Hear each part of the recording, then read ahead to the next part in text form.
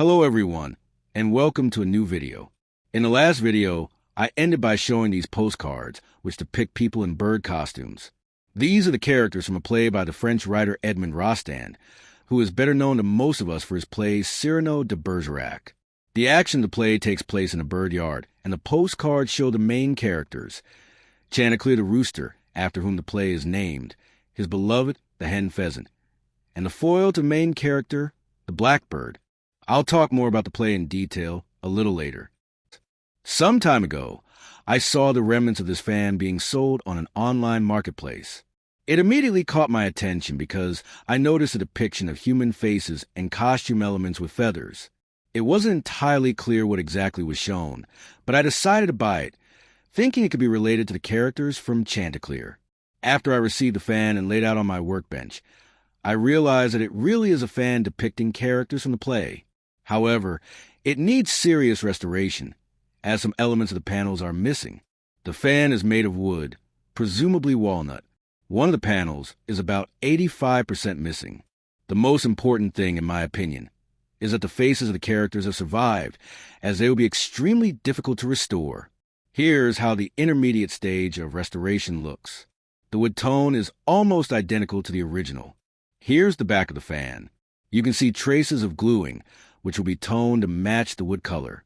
The second stage will be difficult and exciting, restoring the original painting and selecting the ribbon. Let's recall once again how the fan looked before restoration. And here's the final result. It was a very interesting restoration project. I admit it was challenging. Here's how the back of the fan looks. The fan itself is essentially a souvenir item, an advertisement for the play. It wasn't meant for long-term use, and the materials are not very durable. That's why very few such fans have survived. The premiere was in 1910. This fan dates from 1910 to 1920, so it is over 100 years old.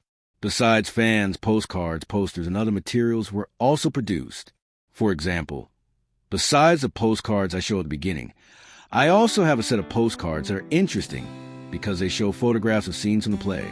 From them, we can see how the premiere looked and what happened on stage. The postcards even have act numbers.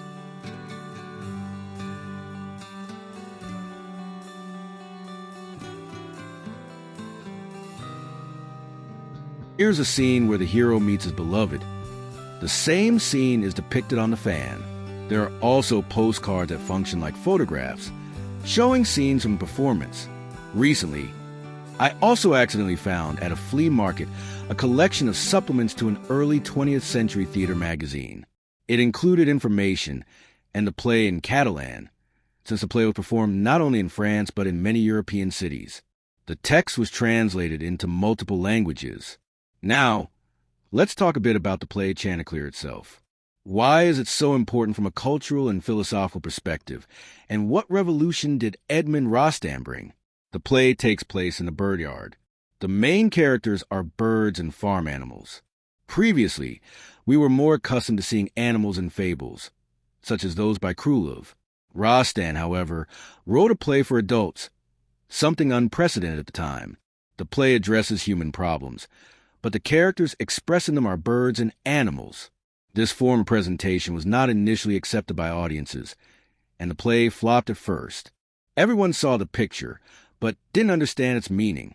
They received philosopher animals instead of human heroes. In fables, the moral was clear. In Chanticleer, there were long debates about the nature of art, truth, and illusion. Audiences were not used to chickens, blackbirds, and turkeys speaking like Dostoevsky characters. By 1910, Europe was already fascinated by the avant-garde, symbolism, and modernism, Proust, Kafka, Stravinsky.